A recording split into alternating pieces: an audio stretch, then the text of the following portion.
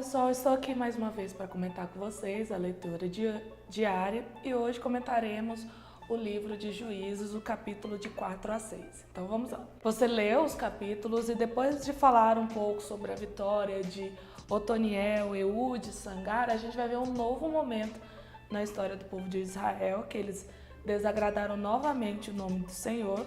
A gente percebe que o livro de Juízes vai retomar isso o tempo todo, o desagrado, o afastamento das leis de Deus, e eles caem sobre o domínio de um povo, e aí Deus levanta o juiz, e eles lutam, e eles voltam ao caminho do Senhor.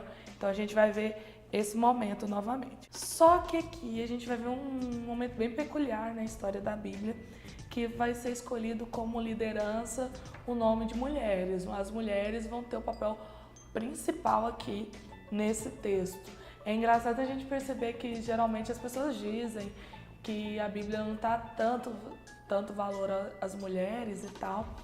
E para aquela época, para aquele período, você ter líder feminina, por mais que não seja algo que represente o equilíbrio na sociedade de Israel, é algo assim destacável. Mostra que a Bíblia dava um interesse particular, uma visão particular da mulher, que nenhum livro da antiguidade teria isso, principalmente aquela região que os povos hebreus se encontravam. O povo de Israel tinha caído novamente na idolatria, e nesse momento eles eram liderados por uma profetisa. Lembrando aqui que profetisa não tinha uma função de líder especificamente, sim, revelar os conhecimentos de Deus, o que Deus queria falar para o povo. Então Débora era essa profetisa de Israel, e o povo chega para ela pedindo conselhos para vencer os inimigos. Depois de pedir conselho, Débora convoca Baraque.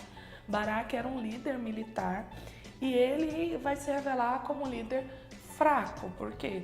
Porque em vez de ele ouvir a voz do Senhor, que Débora tinha falado, para ir para a batalha, ele não vai de cara.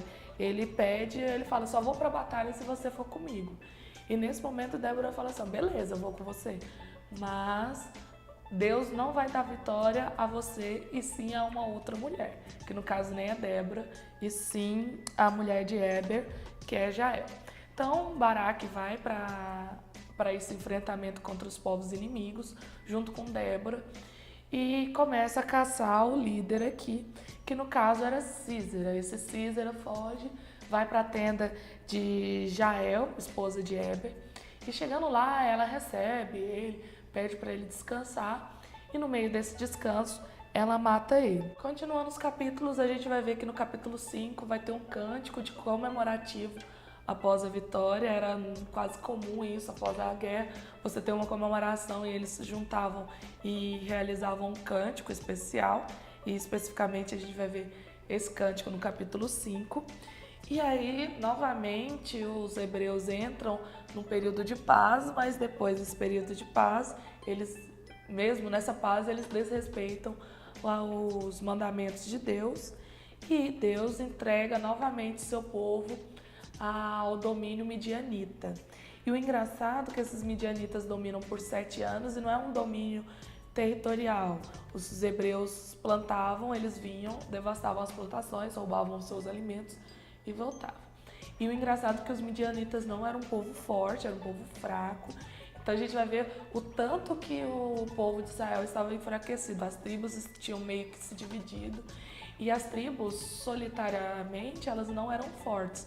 O que dava força era a unidade, assim como mais tarde esse conceito é usado, a unidade através de Cristo, é a única força da igreja. Aqui no texto ele vai falar sobre essa questão do enfraquecimento do povo novamente, e o povo clama por um novo líder, por livramento. E antes de dar esse novo líder, Deus avisa que o povo passava por esse momento de dominação porque eles tinham saído dos rumos do Senhor, saído dos mandamentos e desrespeitado as leis de Deus. Lá quando eles entraram na terra prometida, liderados por Josué, Deus já tinha cantado a cartilha. Eles não seguiam, caíam sobre o domínio de outros povos.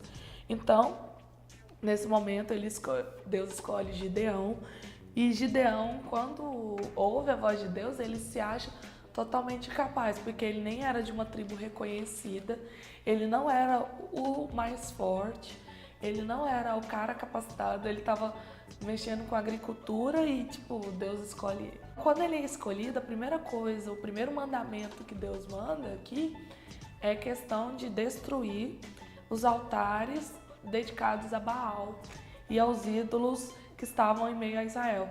Olha pra gente perceber o tanto que os israelitas tinham perdido do caminho original, porque lá no meio desse povo que deveria ser a representação de Deus, o Deus da aliança no mundo, eles tinham um poste, um altar aos deuses da terra, que era dos cananeus aqui. Depois que derruba isso, a gente vai ver uma certa revolta do povo, mas eles abaixam essa fúria e novamente a gente vai ver uma confederação de povos inimigos se preparando para invadir o povo de Israel.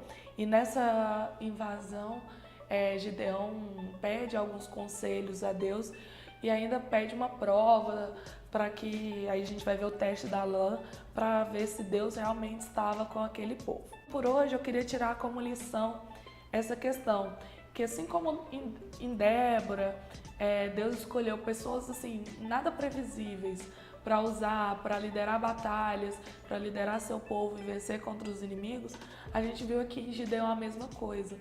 Ele que era de uma tribo enfraquecida, um cara reconhecido não pela sua força na liderança, um general, Deus escolhe ele, legitima sua posição diante do povo e usa ele grandemente para libertar os hebreus. Então é isso, por hoje é só o que eu queria comentar com vocês. E continue firme na leitura dos livros históricos. E mais uma vez a pergunta, você já leu a Bíblia hoje? E aí, já leu a Bíblia hoje?